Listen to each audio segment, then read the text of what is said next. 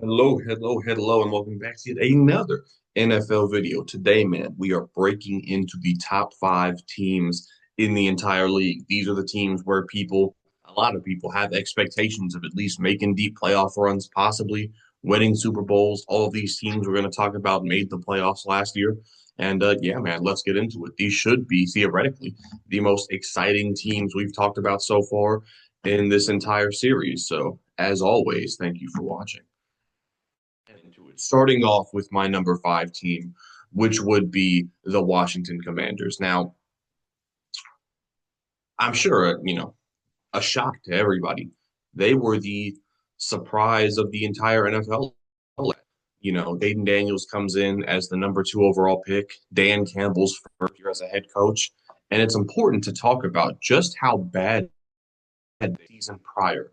And listen, I'm going to give Jaden Daniels a lot of praise and deservedly so, but we're talking about the Commanders in 2023 being the worst defense in the league. Dan Campbell took that group and a lot of the same guys. They made a few major, like massive additions, but a lot of the same starters from that awful defense. He took that group to average, above average in some categories. A lot of credit to Jaden Daniels. Obviously, we're gonna get there, but Dan Campbell and this coaching staff, I think, deserves a ton of credit, right? And it did not start off, you know, kind of amazing. I mean, I remember watching their first game against the Buccaneers, and the Buccaneers just looked significantly better. And then obviously the Commanders turning around on the very good run. Did it start with the Bears? Was that kind of the because I know the Bears they were like 4-2 at that point or 4-1. The Bears are really good the first like month and a half of the season. The Commanders beat them, and then I think it was no looking back from there. They kind of went on a run after that. But then first round of the playoffs, they get their rematch against the Buccaneers, and well, it was actually their defense that showed up. It was the Commanders' offense late in the fourth quarter got stopped at the goal line by Todd Bowles and the Buccaneers defense. Then Tampa Bay gets the ball, and the command what was it a strip sack? Was it something? I believe Baker fumbled the ball. The Commanders come up with the turnover and eventually win the game off of that. So it's interesting that like their offense obviously was so good the entire season, top five in the entire league, but it was their defense that ended up winning that playoff game. Was that their first playoff win in who knows how many years? But then divisional round, against the Lions. Lions coming in off their first round bye. Commanders just punched them in the mouth. That was a shocker to me.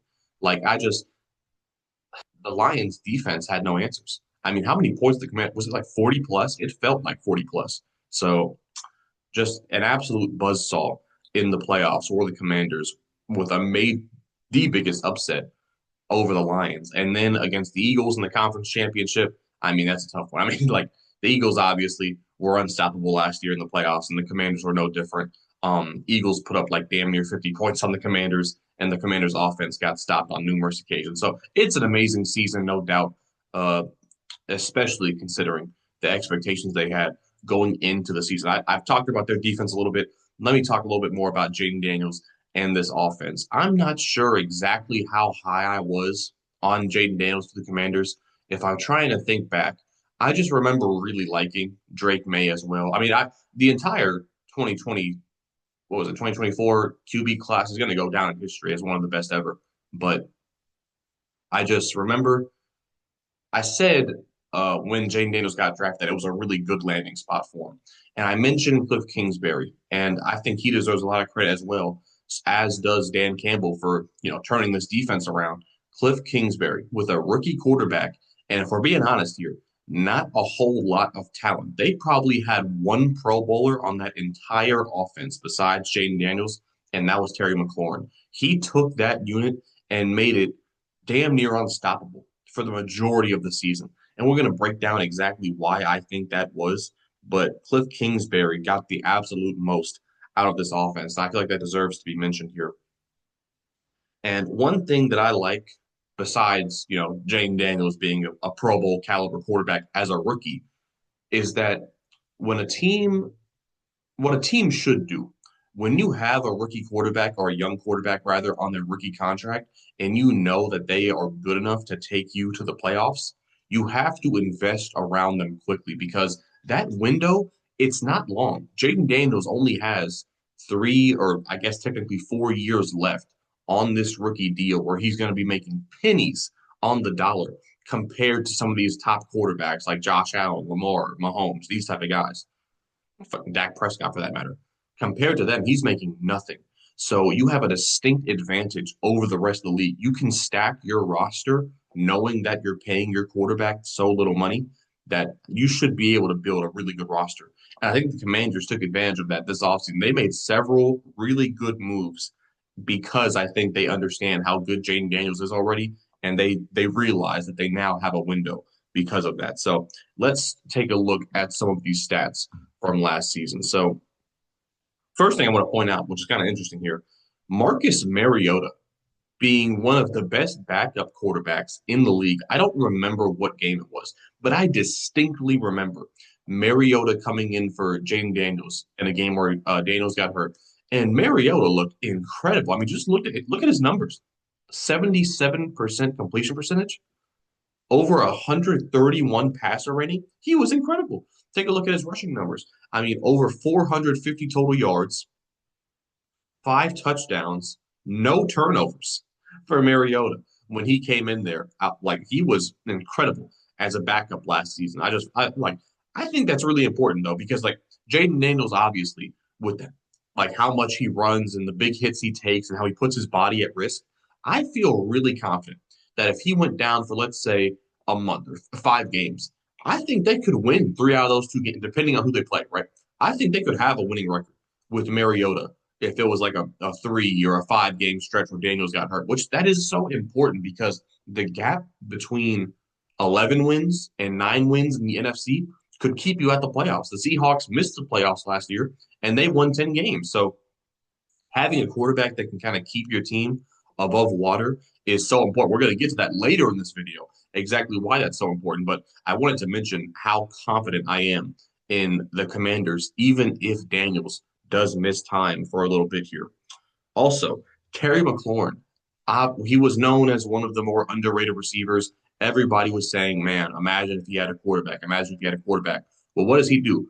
The moment he gets a good quarterback, career season, breakout season, 13 touchdowns from Terry McLaurin. So impressive. And listen, they got to get this deal done. With I don't know what they're waiting for. I think McLaurin has proven everything he needs to. They have to lock him up sooner rather than later. He absolutely deserves whatever he's asking for. Maybe not like the top tier money. Like I wouldn't pay him $30 million a season. Well,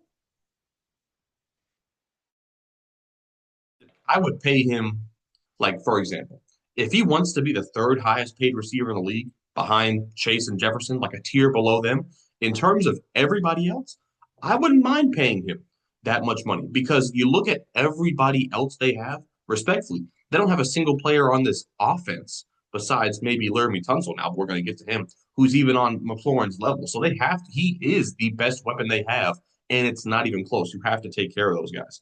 But yeah, good to know that he can take his game to another level now that he has a true franchise quarterback. Well, here's the thing, in my opinion, that made them so dangerous last year was their run game. And if you look at their roster, Brian Robinson, Austin Eckler, they don't have a real true Pro Bowl number 1 running back, but they pretty much had 3 good number 2 running backs because of what Jaden Daniels brought you. Just take a look at the rushing yards here. 800, 891 rushing yards, 6 touchdowns for Jaden Daniels, averaging 6 yards per carry. Brian Robinson, nearly 800 yards and 8 touchdowns, averaging 4.3 yards per carry. Austin Eckler had 367 rushing yards, nearly 5 yards per carry. Look at the receiving yards as well. He had, let me see right here, 366 yards out of the backfield. So between those 3 guys, Robinson, 958, Daniels, 859, Eckler, 733. That's like what, 24, 25, nearly 2,600 yards and 18 touchdowns from your running back trio, as we'll call it here. That's incredible. I mean, that hurts teams so badly. Like, how are they supposed to stop that? Because you have Eckler as the receiving back. out of the backfield who can hurt you in multiple ways. You have Robinson as the true number one bell cow power back type of guy, and then you have Daniels scrambling, escaping out the pocket. Also, you can draw up design QB runs for him. The Commanders can run the ball or attack you out of the backfield in any way that they want. That's what makes them so dangerous, in my opinion. And on top of that, they did get a breakout, well, not a breakout, a career resurgence out of Zach Ertz last season. 654 yards, 7 touchdowns. I mean, all due respect, he wasn't doing that in Arizona the last few years. I thought he was done when he went to the Commanders, but it was quite the contrary. He revived his career, really. Also, defensively here, Bobby Wagner, underrated pickup. People were acting like Bobby was done. I knew Bobby Wagner still had gas left in the tank. I still wish the Seahawks brought him back. The Seahawks let Bobby Wagner walk in free agency. We brought in two linebackers to replace him. Neither of those linebackers finished the season on our roster, and Bobby Wagner was a goddamn Pro Bowler last year. So all the delusional Seahawks fans who acted like we didn't need Bobby Wagner, it warms my heart to know that they were so fucking wrong about him last year. And he's still he was the best player on this defense damn near. At least top three. So a lot of credit to the ageless wonder that is Bobby Wagner. And listen, the defense was held together pretty much with duct tape and paper clips. A lot of these starters, no disrespect, like I said, were a part of that unit that was pretty damn terrible. But here's the thing some of the additions they made, like Dorrance Armstrong, Dante Fowler, of course, Bobby Wagner, um, Frankie Louvu, he didn't get there just last season, I don't think, but he was a massive addition that they made. Like a lot of the guys that they brought in recently broke out and had big seasons for them last season. Even Jeremy Chin, I think, was one of their best or most impactful players, rather, on that defense. And even though still you look at a couple guys like, damn, that was a starter for them, they allowed 127 fewer points than last season. That's like what, 7 or 8 points per game? That is huge in the NFL. So yeah, just I'll say it. I said it before. I said it again. Amazing coaching job by Dan Campbell and his staff last season. Taking a look at this depth chart now, they added Laremy Tunsil and Josh Conerly via this offseason. And it's interesting, right? Because Sam Cosmi suffered a massive injury. You would assume that he's not going to play at least the majority of next season. I like the addition that they made last offseason of getting Tyler Biadasz to play center. I like him. Laremy Tunsil, he led the league in penalties. I mean, he just has to clean that up. I mean, you can't be a great offensive lineman if you lead the league in penalties. But when he doesn't get called for a penalty, he's still a really high end player, and he's worth the haul of draft picks they gave up to get him. Also, drafting Josh Connolly. Here's the interesting thing. I don't know how they're going to align it. I believe Connolly, well, he has to start because Cosmi not playing. I don't know if they're going to put him at guard and keep Wiley at tackle. I don't know if they're going to kick Wiley inside and play Connolly at right tackle. But here's the thing: no matter what kind of combination are out there, with all the options they have, I think any one of those is going to be better than what they had last season. So no matter what, I think their offensive line is going to take a step forward, which is very important for them.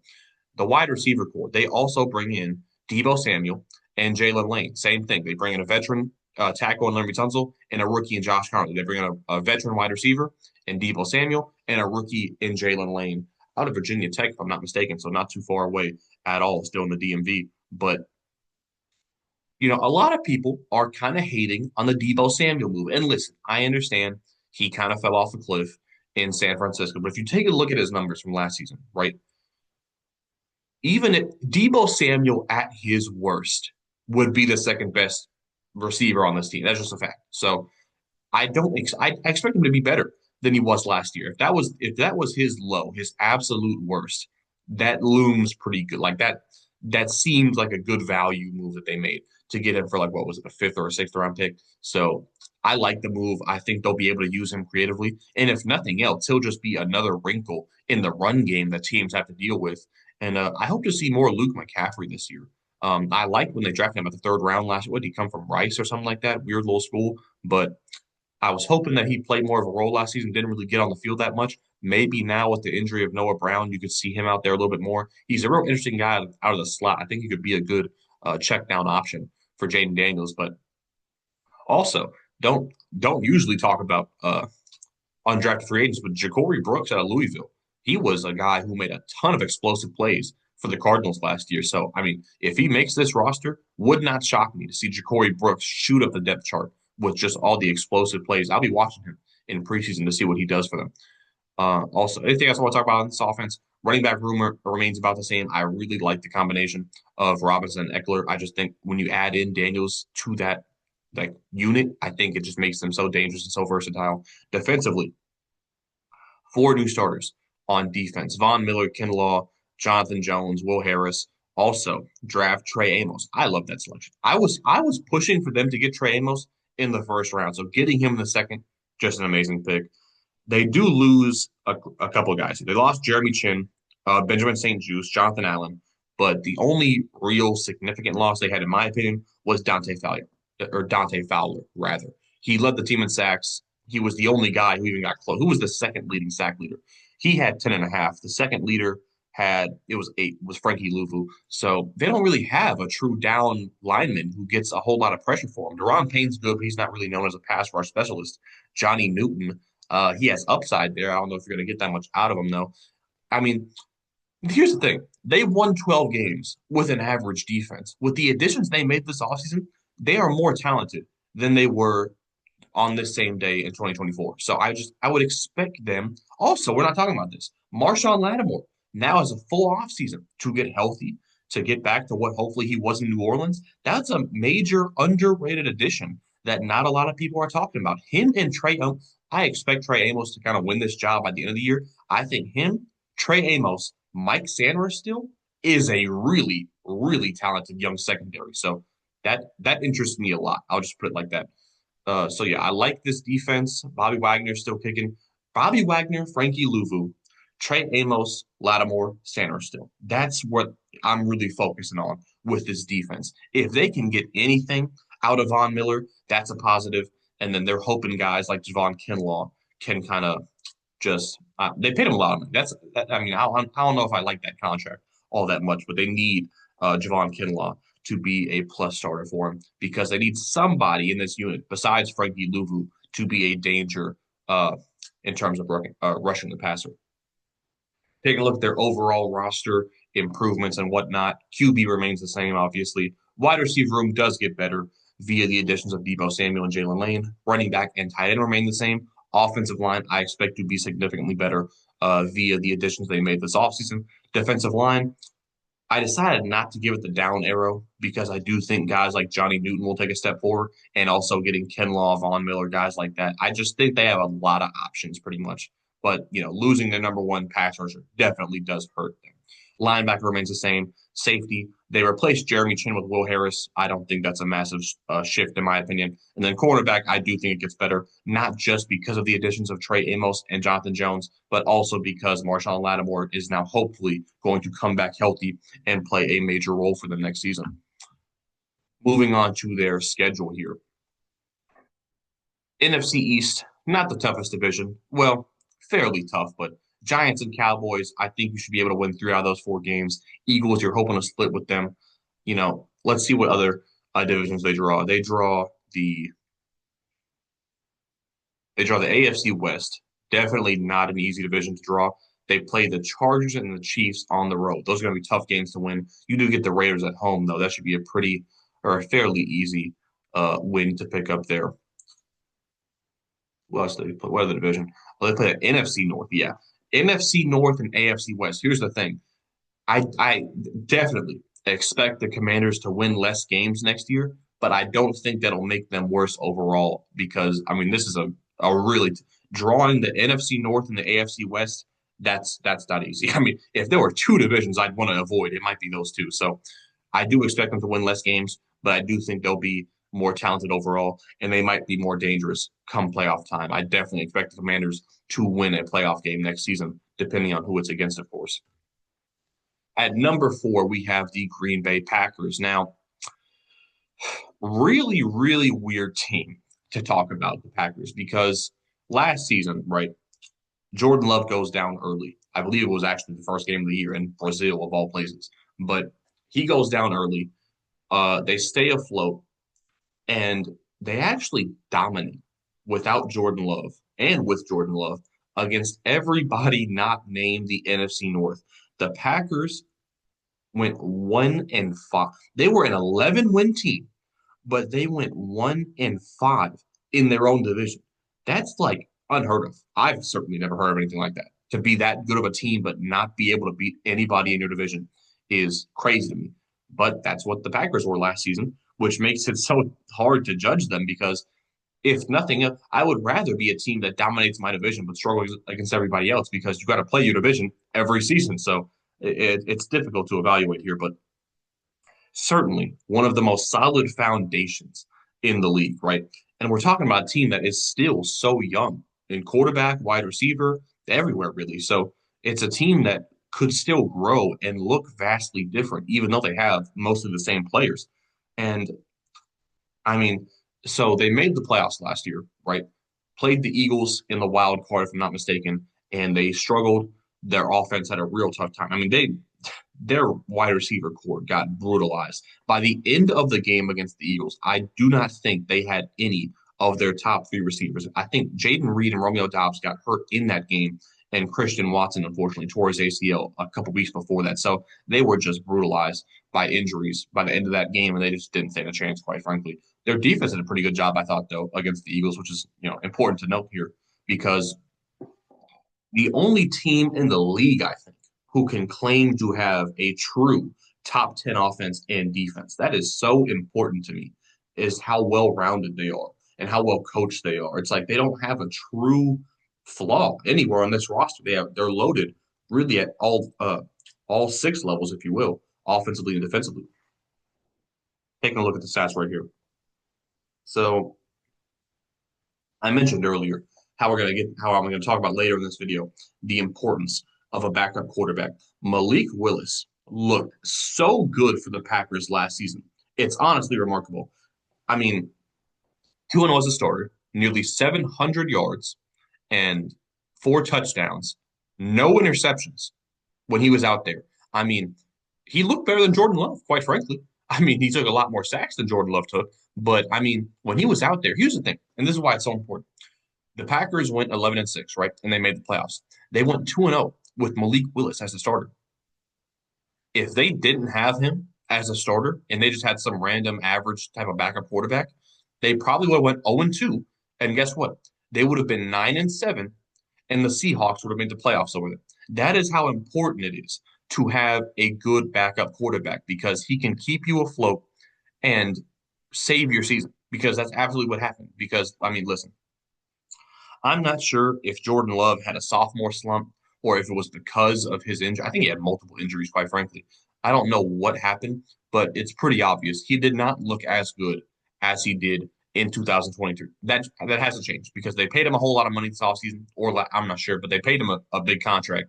He now has to step up and be a whole new version of himself. We have to see a version of Jordan Love that we have yet to see. And we've seen some pretty good versions, but he has to take a real step into that top 10, top 9 realm if the Packers want to have a chance of contending here. Looking elsewhere, though, Josh Jacobs. The Packers made 2 additions in last offseason that really won them like an extra 3 or 4 games. And Josh Jacobs was one of them. An entire group of running backs last offseason were kind of undervalued, tossed aside by their original team, Saquon, Derrick Henry, Josh Jacobs, Joe Mixon, and all of them went to new teams and found immediate major success. Josh Jacobs over 1,600 yards and 16 touchdowns. Absolutely the best player on this offense last season. He was the driving force of this team. They became a run first physical offense because of Josh Jacobs. Also was impressed by Jaden Reed, his second straight season of at least 1,000 yards or 10 touchdowns. He is looking like a real explosive player for them. I think he could emerge into their best pass catcher, number one receiver, if you will. Tucker Kraft also with the breakout season, 700 yards, 7 touchdowns. I was really impressed by that. Remember, I think it was 2 drafts ago. Tucker Kraft was like the fourth or third round pick. And what's his name? Luke Musgrave. He was the second round. He was the highly touted tight end prospect out of Oregon State, but he got hurt his rookie season. Tucker Kraft took over, and he has not looked back. He has become their premier feature tight end pass catcher. and has become their second leader or second leading player in terms of receiving yards. So massive opportunity that Tucker Kraft took advantage of. Christian Watson is one of the best defenses in football, but unfortunately, it looks like he will miss at least the majority of this upcoming season. But I just think the Packers are missing one more weapon. I love Josh Jacobs. I like Jaden Reed. I like Tucker Kraft. They're missing one more weapon. I don't know who it's going to be, but I'll give you a list of names of guys who I think it could be coming up here. Defensively, I talked about Josh Jacobs. Uh, Xavier McKinney was the other guy that the Packers brought in the offseason, and he was amazing. 8 interceptions and a fumble recovery, 9 takeaways on the season. I mean, and listen, this might be a hot take or something like that. I would rather have the guy who leads the league in takeaways than have the guy who leads the league in sacks because and it's tough, right? Because the guy who leads the league in sacks also he probably gets a lot of pressures, forced fumbles, things like that. But the guy who leads the league in takeaways also gets a lot of pass breakups and things like that, tip out, whatever. But it's like the guy who leads the league in takeaways does just as much, if not more, as the number one pass rusher. Because I mean, listen, you can get a sack, you can get a QB hit, you can get something, and they can still score a touchdown that drive. There is nothing more impactful you can do as a defensive player than forcing a takeaway, a pick, a forced fumble, a fumble recovery, or whatever. That is the best thing you can do as a defensive player. And Xavier McKinney had 9 takeaways last season. Absolutely incredible. First team All Pro. And yeah, he single handedly probably won this team an extra 2 or 3 games by himself. And here's an interesting thing. I mentioned earlier how young the Packers team is. First of all, every single player on their offense that you can see up there is either 26 or younger. And 18 of their top 20 well, you even take it one step further, 20 of their top 22 tacklers on the screen right here are all under the age of 30. It's just amazing to me how, first of all, how good of a job they've done at drafting. And then second of all, how many key contributors for them are still on their rookie deals or just young players overall. It's amazing. I think that has to do with coaching. I mean, to get the most out of your players so early in their careers, it says a lot about Matt LaFleur and the staff. Moving on to the depth chart here, I mentioned needing another weapon who can step up. Let me give you a list of guys who I think that could be. Romeo Doubs, Dontavian Wicks, obviously, have experience in this offense. I think they could take a step forward now with the loss of Christian Watson. Matthew Golden, obviously, spent a first round pick on him, has exceptional game breaking speed. I think they could use him in some creative ways, maybe open this offense up to a more vertical pass game. And then I think Marshawn Lloyd out of the backfield. They spent a third round pick on him out of USC last season. Didn't get to see a whole lot of him, but I think he could be a real good change of pace back for them besides Josh Jacobs. They didn't really have a real RB2 because Josh Jacobs, he was just a bell cow last year. But look for Marshawn Lloyd to take a real step forward here in his second year with the Packers here. As far as the offensive line is concerned, they add Aaron Banks in the offseason, and I think that makes them one of the better units in the league. I think Zach Tom and Elton Jenkins are their kind of established stars on this unit, if you will. But interesting thing to note here, Jordan Morgan, keep in mind, this was the first round pick on this guy last season in the draft, and he is not projected to be a starter, which would be shocking if that's the case because, listen, I didn't love the Jordan Morgan pick when it happened. I thought there were some really, really good cornerbacks on the board, i.e., Kool-Aid McKinstry and Cooper DeJean. The Packers passed on those guys and took Jordan Morgan. I didn't like it when it happened. And listen, if Jordan Morgan does not start the year as a starter, then I think it's going to be pretty early or pretty easy rather to say that was a miss by the Packers in the 2024 draft. But hey, there's still time. We'll see what happens there. Taking a look at their defense, the loss of Jaire Alexander does not hurt as much as I think some people are like making it out to be because he missed so much time. How many games did he play? He only played 7 games last season. So they did the majority of what they did without Jaire Alexander there. So it's not a massive loss to lose him, but losing him and Eric Stokes and only bringing back Nate Hobbs in return does make this a worse cornerback room overall, in my opinion.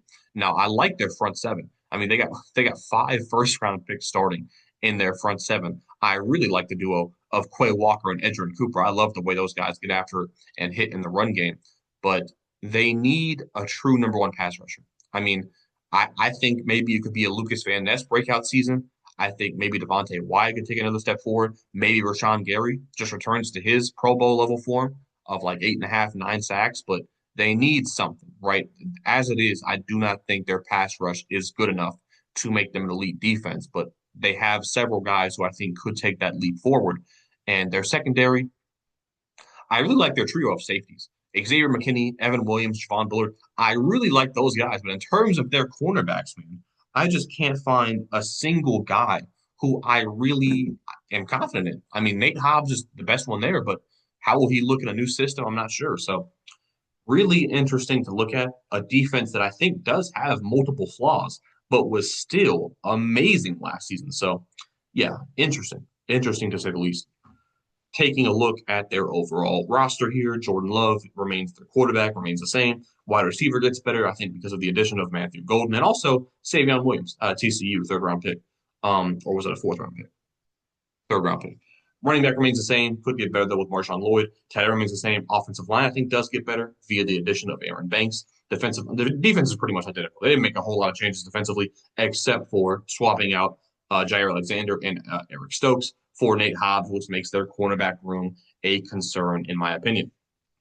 Taking a look at their schedule here, not so easy. I mean, any team that plays the NFC North 6 games a year is not going to be easy. But on top of that, drawing the AFC North and the NFC West, yikes. And here's the thing.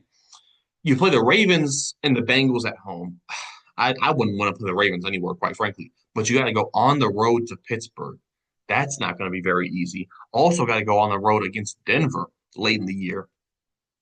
Man, look at their last 7 games: Vikings, Lions, Bears, Broncos, Bears, Ravens, Vikings. You have to assume that they're going to do better against their own division. Jump from 1-5 to maybe 3-3. You're hoping for 4-2, but that just seems unreasonable in the NFC North. I don't know, man. Their schedule, there's the first half of their schedule: Panthers, Cardinals, Cowboys, Browns. The first half of their schedule is much easier than the latter half, but it's not going to be easy, man. And they play a couple sneaky tough on the road against the Steelers, on the road against the Giants, on the road against the Broncos. I expect them to drop at least one or two of those games right there, but I do think they're going to win 10 or 11 games. I do expect them to make the playoffs 2 years in a row. And it's not, there's a lot of good teams at the top of the NFC. We'll see what they can do, but I do expect the Packers to remain one of the best teams in the NFL yet again. Please leave a like if you enjoyed that video. Subscribe if you are new. I will be back somewhat shortly for the next video. So I'll see y'all when I see y'all. Peace.